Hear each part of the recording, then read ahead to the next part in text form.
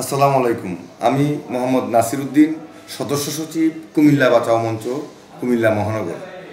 প্রিয় কুমিল্লাবাসী, কাছে দূরের, দেশে এবং বিদেশ থেকে যে যেখান থেকেই এই বার্তা দেখছেন, আমি পবিত্র ঈদুল আজহা উপলক্ষে সবাইকে জানাচ্ছি ঈদ মোবারক।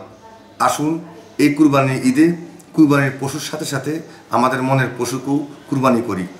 আমরা নাগরিক হিসেবে এই কুরবানির যে বর্জ্য আমাদের সামনে এসে এবার পরিবেশ দূষণ করার জন্য দাঁড়াবে, সেই প্রেক্ষাপটে আমার একটি গুরুত্বপূর্ণ বার্তা।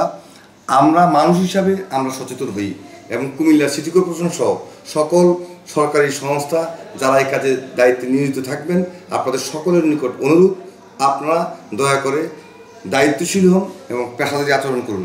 সবাইকে আবারও ঈদের শুভেচ্ছা। ঈদ বয়ানু আপনার জীবনে অনাবিল সুখ এবং শান্তি এই এবং সৌহার্দ্যপূর্ণ সম্পর্কের মাঝেই আমরা এই পবিত্র ঈদুল আজহা উদযাপন করি। আবারও সবাইকে ঈদ মোবারক।